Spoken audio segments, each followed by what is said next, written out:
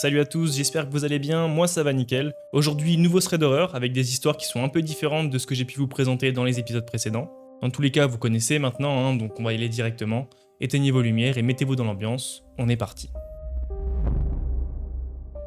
Pour cette première histoire, on va suivre John. John, il est tranquille chez lui quand il reçoit un coup de téléphone.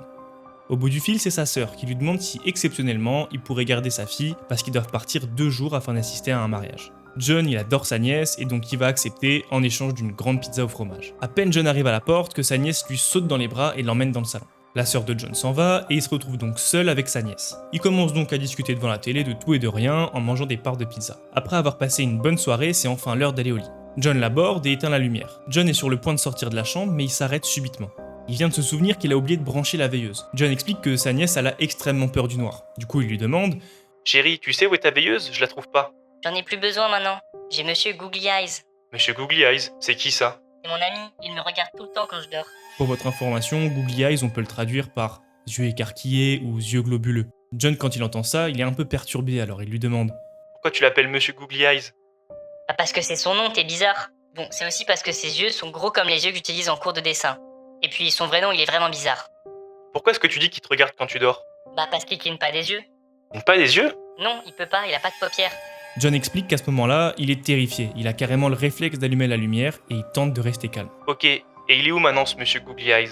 Je sais pas, il se montre que quand les lumières sont éteintes et que maman et papa sont endormis. Mais je sais qu'il est dans la chambre quand je vois ses yeux dans le noir. C'en est trop pour John. C'est le moment d'arrêter de poser des questions. John lui souhaite bonne nuit et ferme la porte. John il explique qu'il est encore un peu déboussolé par ce qu'il vient d'entendre et qu'il faudra qu'il ait une discussion avec sa sœur quand elle rentre. En fait, ils sont fans de films d'horreur et John y pense qu'elle a dû voir des choses qu'elle devrait pas voir à son âge. John se pose donc devant la télé et cherche un film. Il explique qu'il a besoin de se changer les idées pour faire disparaître l'image horrible de Monsieur Googly Eyes qui est en train de se dessiner dans sa tête. John finit donc par se détendre et s'endort devant la télé. Sauf que seulement quelques heures plus tard, il est subitement réveillé par ce qui semble être un chuchotement dans son oreille. John explique que vous savez, des fois vous êtes si profondément pris par un cauchemar que votre rêve s'arrête, mais vous ne pouvez pas voir ce qui se passe autour de vous. Vous ressentez le monde extérieur, les présences, mais impossible d'ouvrir les yeux. John est bloqué dans cette situation. Quand il arrive enfin à ouvrir les yeux, John a une vision d'horreur. Monsieur Googly Eyes se tient juste devant lui. Sa nièce avait raison. Il ne cligne pas des yeux et n'a pas de paupières. Mais elle s'était trompée. Il apparaît pas seulement dans l'obscurité.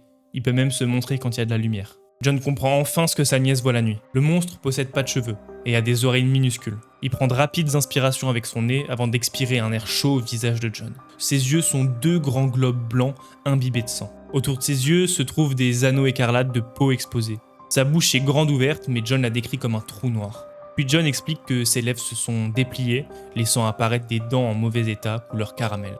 Puis la chose s'est mise à murmurer « Va dormir ». À ce moment-là, John s'évanouit. Il va se réveiller que le lendemain matin, avec les lumières et la télévision toujours allumées. John est perdu à ce moment-là. Il explique qu'il sait pas s'il veut un café ou juste un thérapeute. Dans tous les cas, il veut au moins s'assurer que sa nièce va bien. Il va donc dans sa chambre et la petite était toujours en train de dormir paisiblement. John est rassuré. Sa sœur rentre enfin à la maison, mais John n'ose pas parler de ce qu'il a vu. Elle vient de rentrer d'un long voyage et il veut pas l'embêter avec ça. En revanche, un détail intrigue John. Depuis ce jour, sa nièce refuse de dormir sans la veilleuse. Il va donc finir par lui demander pourquoi.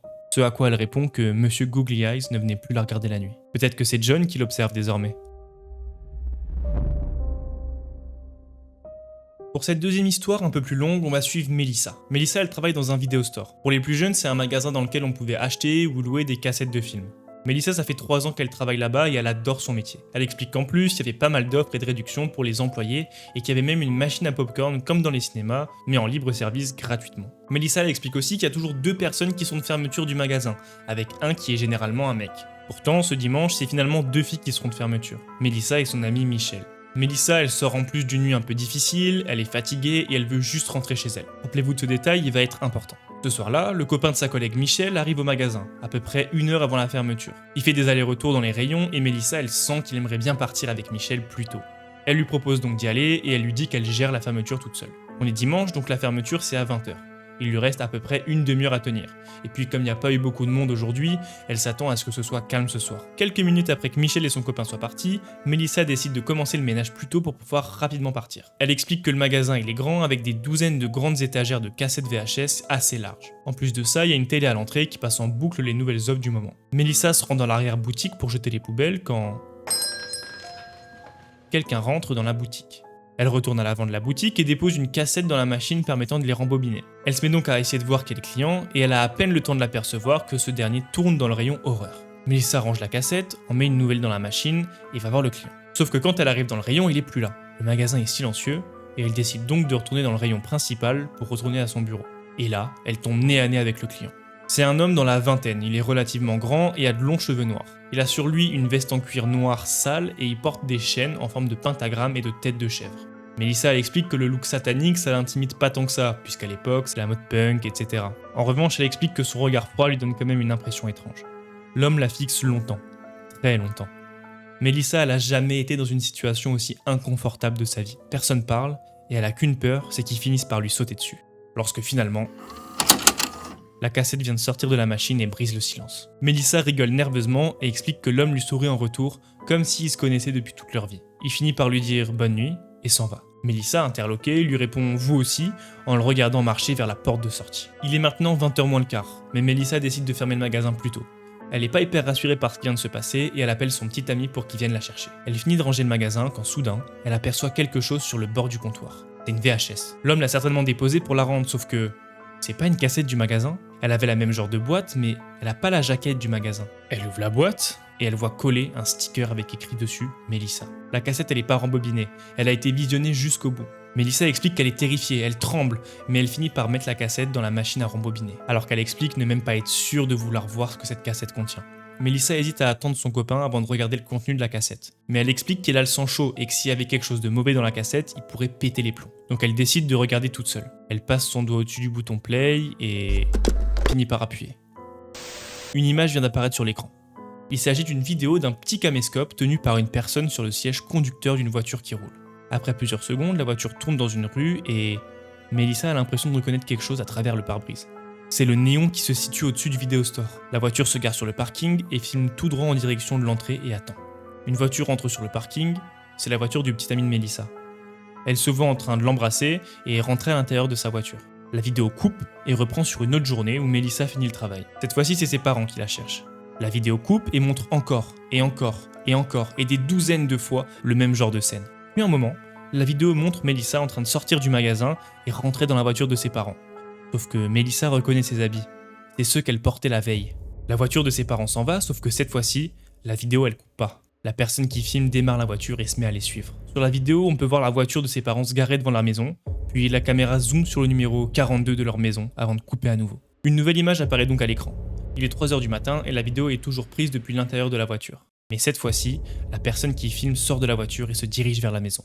La caméra filme les fenêtres de la maison et la personne se déplace un peu partout autour, comme si elle cherchait quelque chose. Finalement, la personne réussit à forcer la porte de derrière et s'introduire dans la maison. Le cœur de Melissa, qui battait à 1000 à l'heure jusqu'ici, vient de s'arrêter. Une personne vient de pénétrer dans sa maison. La caméra passe en vision infrarouge. La personne se déplace dans la cuisine, puis dans le salon, et regarde les photos accrochées sur le mur. Puis elle se dirige vers les escaliers menant aux chambres. L'intrus arrive au 2e étage et Melissa vient d'appuyer sur pause. Elle sait pas si elle a envie de voir la suite et elle doit respirer un bon coup. Elle se redemande si ça vaudrait pas le coup d'attendre son petit ami pour lui montrer la suite. Mais la curiosité est trop forte. Melissa a besoin de voir ce qui se passe ensuite. C'est reparti. La vidéo reprend sur la caméra qui filme à gauche et à droite du couloir. Melissa explique qu'à droite se trouve la chambre de sa petite sœur et son petit frère. À gauche se trouve la chambre de ses parents et tout au bout du couloir, la sienne. La caméra finit par pointer directement la porte au fond à gauche. La porte de Melissa. La personne avance et se stoppe devant la porte. Une main ouvre la porte doucement et la personne se faufile à l'intérieur de la chambre avant de refermer la porte derrière elle. On peut observer sur la vidéo Melissa en train de dormir. Melissa à ce moment-là, elle met son doigt sur le bouton stop pour pouvoir arrêter la vidéo à tout moment avant d'être traumatisée à vie. La caméra est posée sur le bureau en face de son lit. Et là, pour la première fois, on observe enfin la personne derrière la caméra. Il s'agit de l'homme du magasin de tout à l'heure. Sur la vidéo, on voit qu'il a un chiffon en main.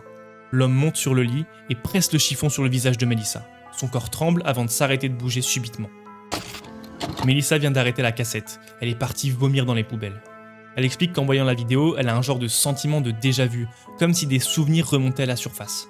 Après plusieurs minutes, Melissa décide qu'elle doit savoir ce qui lui est arrivé. La vidéo reprend. L'homme retire le chiffon du visage de Melissa. Il soulève son t-shirt et sa main se dirige vers son pantalon.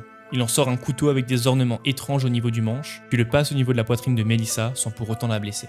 Puis il prend le couteau dans sa main et d'un coup sec s'ouvre la paume. Il prend ensuite son petit doigt et il trempe dans le sang de sa paume et se met à dessiner avec du sang sur l'estomac et la poitrine de Melissa. L'homme dessine d'étranges symboles sur sa peau, en prenant bien son temps. Lorsqu'il a terminé ses dessins, il allume une bougie. Il l'allume d'une main et pose son autre main pleine de sang sur le ventre de Melissa. Melissa explique que sur la vidéo, on l'entend parler, mais trop faiblement pour distinguer quoi que ce soit. Tout ce qu'on peut dire, c'est qu'il semble faire des espèces d'incantations ou de prières. Plus la personne récite ses incantations, plus le corps de Melissa se soulève. Sa bouche s'ouvre en grand, et un bruit sort de sa bouche pour ce qui semble être quelques minutes. L'homme s'arrête, le bruit aussi, et Melissa retombe sur le lit. Après un moment, l'homme nettoie le sang sur le corps de Melissa, il récupère sa caméra et sort enfin de la chambre. La vidéo s'arrête. Melissa raconte que cette vidéo a comme ressorti des événements de sa mémoire, un genre de dissonance étrange comme des flashs très brefs, un peu comme un mauvais rêve. Elle explique également qu'elle comprend maintenant pourquoi elle avait si mal au crâne depuis ce matin. Tout fait sens.